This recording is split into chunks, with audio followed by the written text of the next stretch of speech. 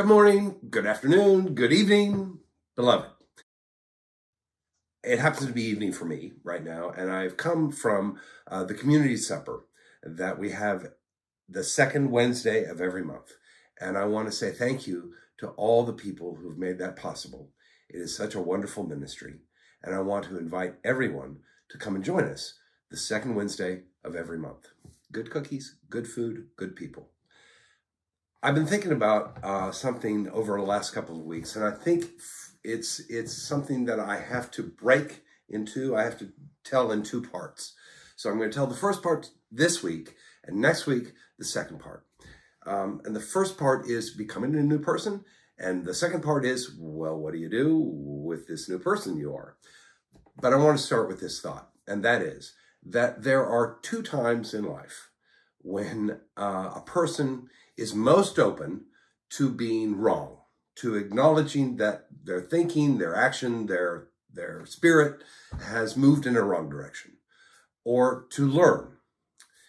And those two times are when we absolutely know that we don't know anything.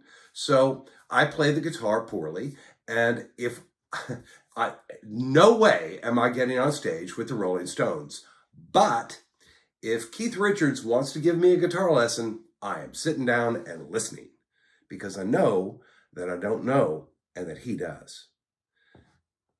So if Jack White, if you're listening, you want it, I'm all ears. The other time that we are opening to being wrong or learning is when we know a lot, when we are an expert in the field.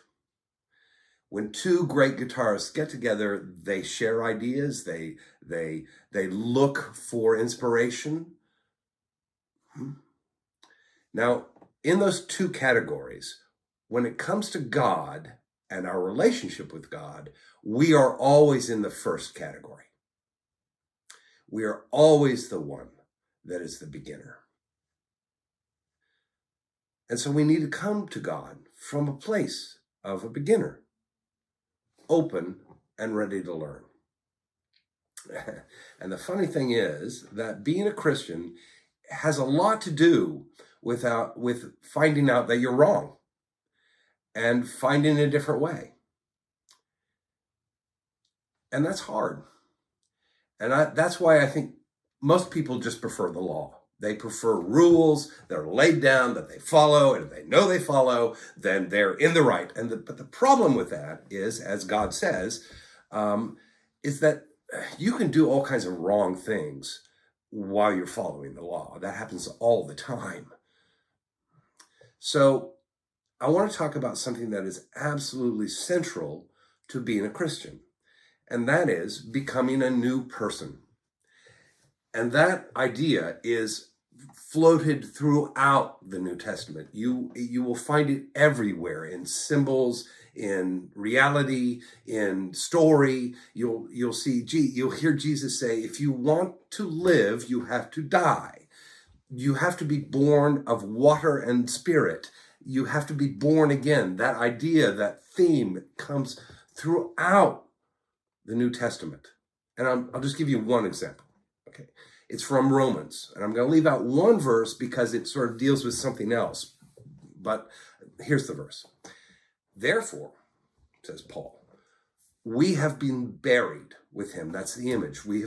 Our old self is buried with Christ. As Christ died, we die. And through the symbol of baptism into death, our old self dies. So that as Christ was raised from the dead through the glory of the Father, so we might walk in newness of life. Our old self was crucified with him. So a repeat of the theme. Our old self is crucified symbolically with him in order that our body of sin and sin are the things that we have done wrong, the mistakes that we have made in our life, so that our body of sin might be done away with, so that we would no longer be slaves to that sin. That's an interesting turn of phrase. To be a slave to sin is to be a slave of the past. Because that's all that we have. We have the present, and we have the past. We do not have the future yet. So to be a slave to sin is to be a slave to the things that you've done in the past. You have done wrong in the past. You are now a new person. You can still do wrong in the future, but right now, you do not have to be a slave to that thing. Now, a real slave can't let go of their bonds. A real slave is kept in oppression by another force. Here, it is we that hold on to the rope. It is we that continue to make the mistakes of the past, while all we have is the present. So at what point do you let go of the rope? Now, I never, ever thought that I would preach on Ezekiel. What does Ezekiel have to say to me, this mysterious prophet? The wheel inside a wheel is the image that everybody knows. What does Ezekiel have to say to me today about being a new person? Well, the thing is, in chapter 11, he speaks of it, but it's in a context. So I'm going to give you the verse, which is, "And I will give them one heart and put a new spirit in them. I will take their heart of stone and give them a heart of flesh. I will give them a real heart." And the context within that verse is this. There are two princes.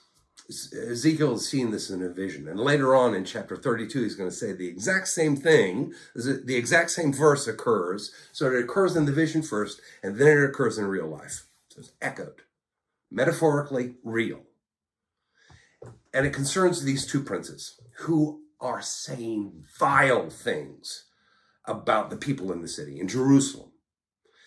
They're gossiping, they're promulgating all kinds of awful policies. They are oppressing and oppressors.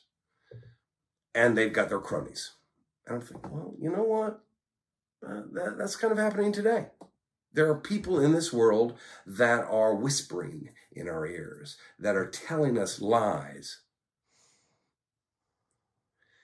And they think, this is Ezekiel's metaphor, it's a lovely metaphor. They think that they are the meat in the soup. They think they're the most important part. And God says, I'm going to destroy those people. And because you have listened to them, you're going to suffer. Because you listened to them.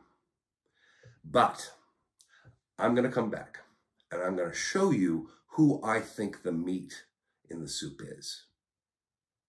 And the meat in the soup, the real meat in the soup, are the poor and the oppressed. And I'm going to give you a new heart to see that.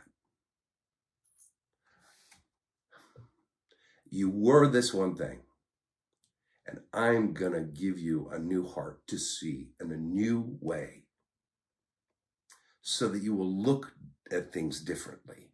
You will look with new eyes because you are a new person. Becoming a new person does not mean that you don't have to deal with the past. And that's what I want to deal with next week. But the past need no longer own you.